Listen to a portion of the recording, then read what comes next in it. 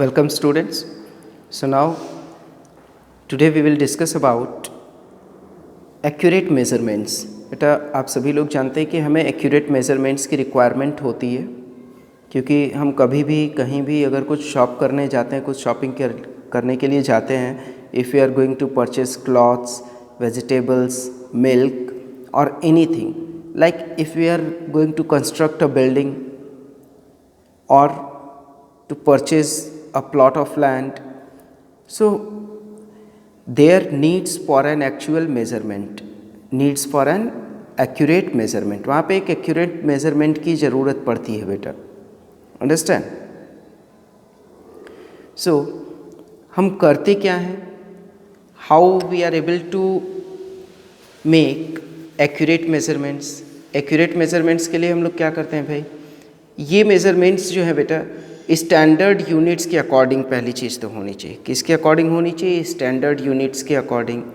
And यदि कोई Taylor, suppose हम टेलरिंग के लिए जाते हैं, तो यदि टेलर जो है बेटा वो एक्यूरेट मेज़रमेंट नहीं लेगा तो क्या होगा, हमारे जो स्कूल यूनिफॉर्म है या अदर यूनिफॉर्म है वो क्या होगी, वो एक तरह से हम कहें तो स्पॉइल हो जाएगी, ख़राब हो जाएगी, वेस्ट सी हो जाएगी.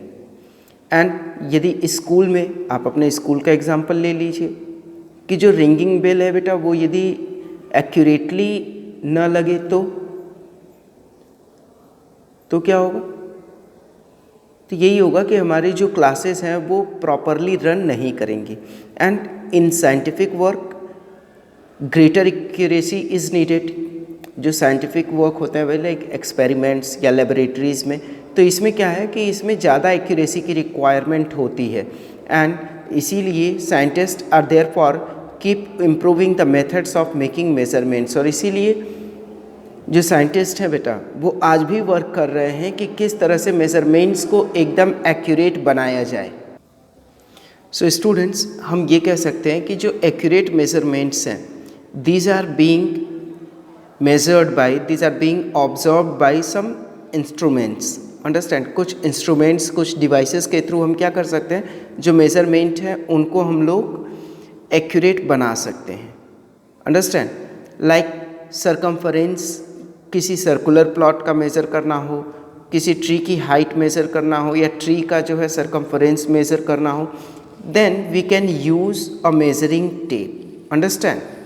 सिमिलरली हमको बेटा यदि कोई वेजिटेबल वेंडर से कुछ परचेस करते हैं तो वो वेजिटेबल वेंडर क्या करता है, ही और शी यूजेस वेइंग स्केल. वो वेइंग स्केल का यूज़ करता है.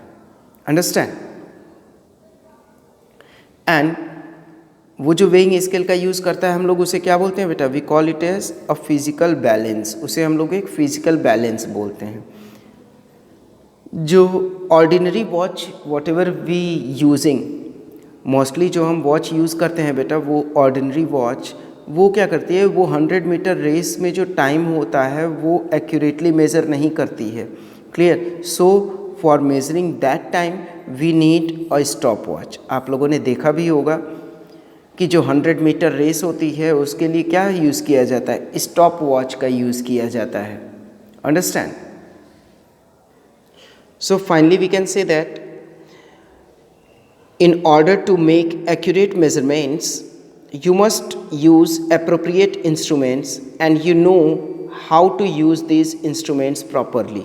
Means कि हमें क्या करना चाहिए भाई, accurate measurement के लिए हमें पहली चीज़ तो appropriate जो perfect instrument है उसका यूज़ करना चाहिए. and second thing we have to know that how it is being used, कैसे उसका यूज़ होगा ये भी हमें पता होना चाहिए. Understand?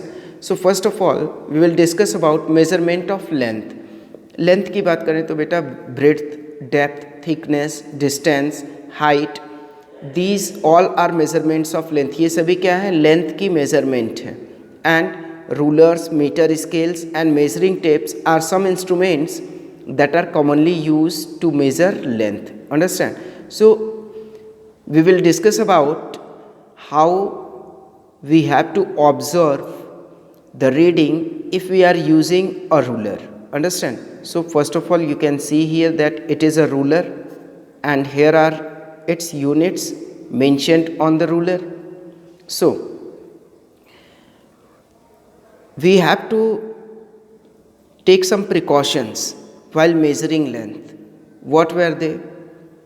So first of all, we have to keep the ruler exactly along the length to be measured. हमें रूलर को वहीं पे exactly रखना चाहिए जिस लेंथ को हमें बेटा मेज़र करना है. सेकेंड है, do not use worn out portions of the instrument. जो वॉर्न आउट पोर्शंस हैं उनका यूज़ हमें नहीं करना चाहिए, क्योंकि बेटा उससे हो सकता है कि जो कुछ मार्किंग्स हैं वो इरेज हो गई हों. Clear? Because of overuse. Understand? So let's see here what we have to do. ये जो हमारा, यदि हम इस तरह से बेटा आप लोग देखते होंगे कि इस अकॉर्डिंग यदि हम मेज़र कर रहे हैं ऐसे, तो ये हमारी जो मेज़रमेंट होती है वो रॉन्ग होती है, इनकरेक्ट होती है. सेकेंड भी देखें हम, तो सेकेंड जो है, सेकेंड भी क्या है, रॉन्ग वे है. क्यों रॉन्ग वे है भाई? बिकॉज ये वॉर्न आउट है. Understand? But the correct way of measurement is here, you can see that. तो ये बेटा थे कि लेंथ, यदि हमारा कोई स्ट्रेट ऑब्जेक्ट है, हम सीधे सीधे किसी ऑब्जेक्ट को मेज़र करना चाहते हैं, तो हम स्केल का यूज़ कर सकते हैं, रूलर का यूज़ कर सकते हैं. Got it? But what we have to do in case of curved. Suppose हमको कर्व्ड मेजरमेंट्स लेने हैं, कोई कर्व है तो उसका मेजरमेंट हम लोग कैसे लेंगे? Let's see. So students, how to measure the length of a curved line. Curve line की लेंथ को कैसे मेज़र करेंगे? तो उसके लिए हम यूज़ कर सकते हैं भाई थ्रेड और अ डिवाइडर. क्लियर? थ्रेड का या डिवाइडर का यूज़ हम लोग कर सकते हैं. सो पहली चीज़ हम लोग जान लेते हैं how we can use a thread to measure the length of a curved line. So for that we have to make a knot at one end. हमें पहली चीज़ तो एक नॉट बनानी होगी एक एंड पे, और दूसरे एंड पे क्या करना होगा भाई? दूसरे एंड को एक स्मॉल पोर्शन लेंगे, and I am going to show you now the diagram through which you can understand it properly. Here you can see in your book also it has been given, but let's see here. यहाँ पे जैसे हमने क्या किया, एक not बना ली, उसको यहाँ पे प्रेस कर दिया, एक छोटा पोर्शन इसके कर्व तक लाए, यहाँ पे प्रेस कर दिया. देन बेटा अब क्या करेंगे, अब इसको रिलीज़ करेंगे और ये पोर्शन जो होगा जहाँ तक पहुँचे वहाँ पे ले आके अगेन फिर से हम इसको प्रेस करके नेक्स्ट पॉइंट को आगे बढ़ाएंगे. Like in this way. आप लोगों ने देखा, पहले यहाँ से यहाँ तक मेज़र किया, फिर उसके बाद इधर मेज़र किया. Clear? So in this way हम क्या कर सकते हैं, धीरे धीरे आगे बढ़ते हुए एक फार्मूला मैं अभी आप लोगों को बताने वाला हूँ, उसके थ्रू हम इसकी लेंथ को मेज़र कर सकते हैं. And also I have told you that we can use divider. हमने यहाँ पे ये भी बताया था कि हम थ्रेड या डिवाइडर दोनों का यूज़ कर सकते हैं. सो let's see how a divider can be used here. Same thing is here also. हम डिवाइडर को क्या करेंगे भाई, एक फिक्स पोजीशन पे, जो शॉर्टर पोजीशन है उस पर फिक्स कर देंगे, and then we are going to measure कि कितने, जो ये इतना पोर्शन है तो ये कितने स्टेप्स में मेज़र हो जाता है. क्लियर? तो जब हम यहाँ से स्टार्ट करेंगे और यहाँ तक पहुँच जाएंगे तो कितने स्टेप्स हुए वो हम काउंट कर लेंगे बेटा. और काउंट करने के बाद देखिए, जो लेंथ होती है कर्व्ड लाइन की वो ऐसे भी मेज़र की जा सकती है, number of steps into distance between legs of divider. Means क्या है कि ये जो डिस्टेंस बिटवीन डिवाइडर है पहले वो हम ले लेंगे, देन डिस्टेंस ले लिया हमने दोनों के बीच का, दोनों डिवाइडर्स जो है, डिवाइडर की दोनों जो आर्म्स हैं उनके बीच की डिस्टेंस हमने ले ली पहले. उसके बाद हम क्या करेंगे, ये कितने स्टेप्स में यहाँ से यहाँ तक की डिस्टेंस को मेज़र करता है वो हम काउंट कर लेंगे, plus length of left over segment. उसके बाद सपोज जैसे कि यहाँ पे ये थोड़ा बहुत बचा हुआ है डिस्टेंस, ठीक है, तो हम उसको भी मेज़र कर लेते हैं कि ये कितना बचा हुआ है. तो इस अकॉर्डिंग हम इस फॉर्मूले से क्या कर सकते हैं, total length of the thread we can calculate it easily. Understand?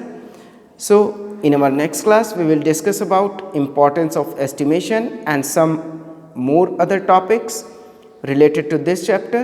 So that's all for this class.